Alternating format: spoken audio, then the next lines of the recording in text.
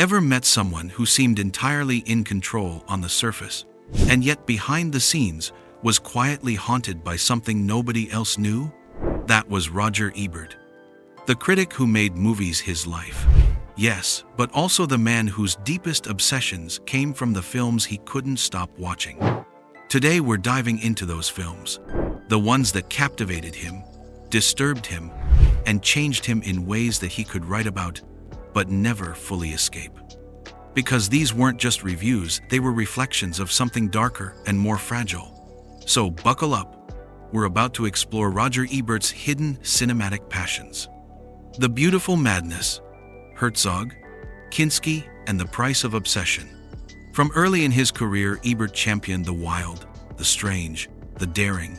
He saw in the films of Werner Herzog a kind of artistic terror, a willingness to go to the edge and beyond. Herzog's journeys into the Amazon, his confrontations with nature, his tensions with his actors, they felt alive in a way Hollywood rarely allows. For Ebert, Herzog became a mirror of the critic's own daring, but also a warning. Because what happens when the obsession becomes the message? When the film becomes more about the making than the meaning? In films like Aguirre, The Wrath of God, where the raft drifts through jungle rivers, where the camera shakes with humidity and fear, Ebert saw something compelling. Art born of chaos. He wrote about those images with a mix of admiration and unease. These weren't safe films. They threatened order. They threatened you, which means they threatened him too. Because the critic's job is to observe, not to become part of the storm. But in Herzog's world, the observer is the storm. And when the camera stops shaking, the silence that follows registers louder. Ebert understood that. He sensed the cost, the late nights, the bruised bodies, the crew that nearly broke under the ache of ambition. So when you watch Herzog's films now, remember, the madness you see is both subject and object. And Roger Ebert watched that mirror with fascination. But he didn't stop there. The machine that thinks. Kubrick's cold vision. If Herzog represented chaos, then Stanley Kubrick represented the opposite. Precision, control, the terrifying possibility that order itself becomes inhuman. For Ebert, the film that captured this was 2001, A Space Odyssey. From the opening scene of Apes by a Monolith through to Hal's chilling "I'm sorry, Dave" moment, the film is less about what happens and more about what happens to us when we think we are in control. Ebert didn't just call it a science fiction film. He called it a monolith of cinema, a journey that refuses closure, leaves you haunted. He was fascinated by HAL 9000 not only as a fictional AI, but as a metaphor for how perfection can freeze life. Because when everything is polished, everything is calculated, what's left for the human heart? Watching 2001, Ebert sensed something personal. The critic's urge to categorize, evaluate, judge, to tame the untamable. Kubrick twists that urge into dread. The very tools we use to understand begin to fail us. Ebert wrote reviews every week, yet so many elements of 2001 slipped through his net. The quiet terror of zero-gravity sets, the infinite emptiness of space, the sense that we are both observer and object. He saw in it a warning. If you climb up too high to look down, one day you'll realize you left your humanity behind.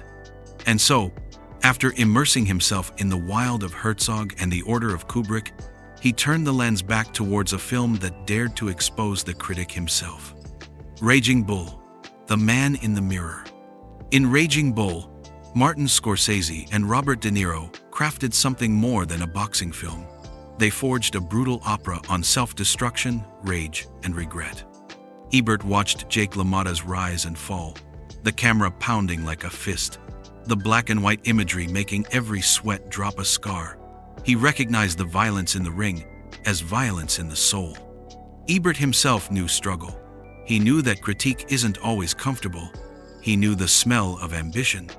When he described Raging Bull as a man who can take every punch in the ring but can't dodge his own demons, he wasn't just describing LaMotta. He was holding a mirror to the critic's desk, the midnight reviews, the pursuit of truth that sometimes bruises you more than anyone else. This film struck something raw in Ebert. The transformation of De Niro, the 60-pound weight gain, the slow-motion punches at 48 frames a second. Everything designed to feel muscular, physical, exhausted. For a critic known for words, this film reminded him that cinema can bypass language. Raging Bull wasn't merely watched, it was felt. A punch landed not in the ring, but in the heart. And in the space after those punches, Ebert found something uneasy. What happens when the critic becomes the subject? When your obsession is no longer the film, but yourself? Citizen Kane, The Curse of Perfection. Few films haunted Ebert quite like Citizen Kane. Orson Welles walked into Hollywood with theater and radio fame in hand and demanded something few had dared: total creative freedom. Shot in 1941, Citizen Kane tore apart studio norms, redefined camera language, and birthed a film that still echoes decades later. For Ebert, it became a ritual. He'd lecture on it, revisit it, dissect it until each viewing felt like a new discovery.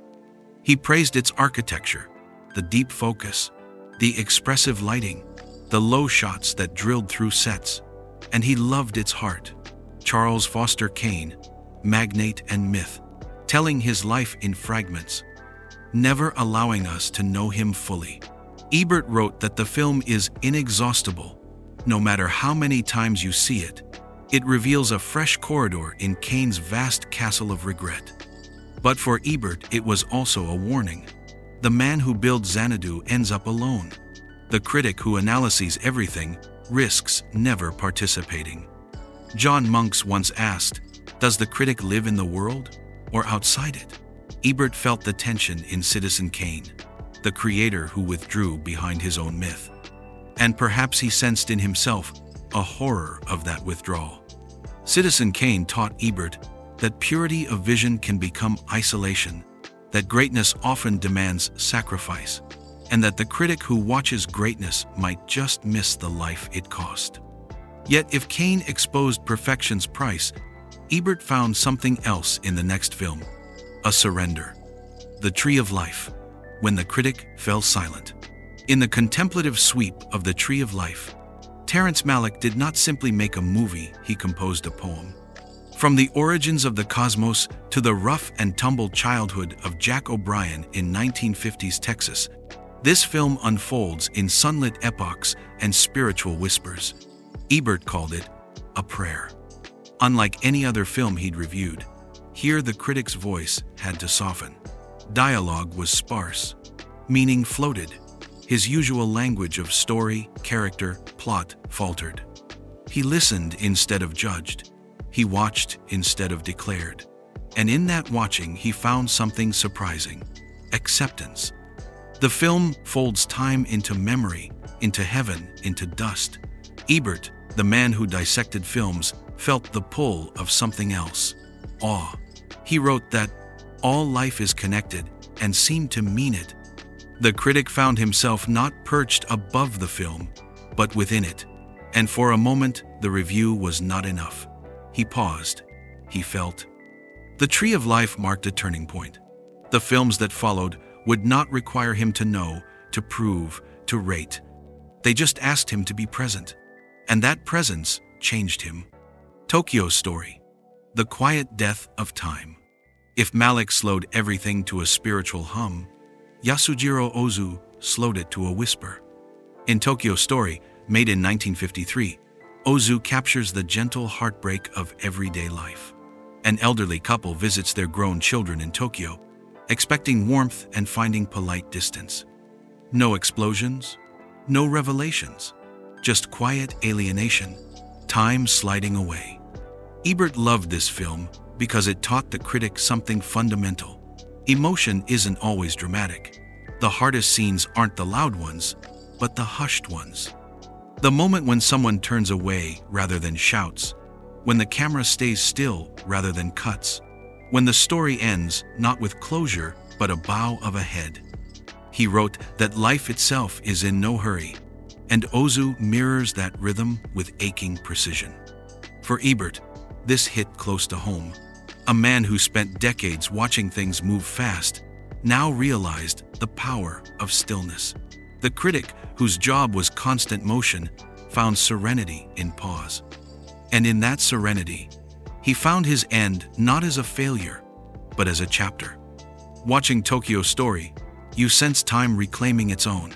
You sense the children's blind spots, the parents' fading presence, the city's quiet indifference. Ebert felt it. He accepted it. And in doing so, he softened. Conclusion: legacy and reflection. The critic becomes the story.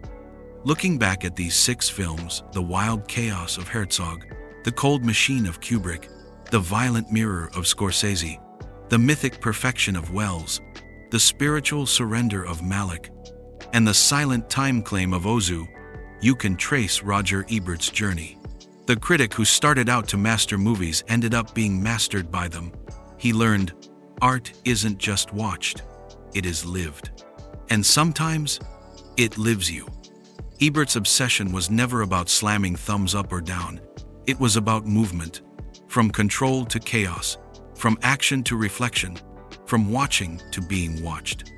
He wrote more than 10,000 reviews, hosted television shows, won the Pulitzer Prize, changed how people talk about movies.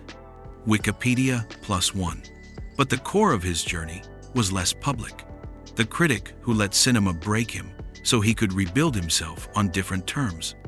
So, what should you take away? Maybe it's this: pick the films that unsettle you. Let them scratch you. Then ask, what are they showing me about myself? Because if Ebert's story teaches anything, it's that the greatest film critics don't just review films, they discover themselves inside them. And if you're still watching, good. That means you're not just consuming, you're thinking, you're feeling, you're alive. So next time you pick up your remote or scroll through a streaming list, remember, the movie you're about to watch might be quietly watching you back. Thanks for watching. If you enjoyed this deep dive, hit like, drop a comment with the film that changed you, and subscribe for more hidden cinematic journeys. Until next time, keep your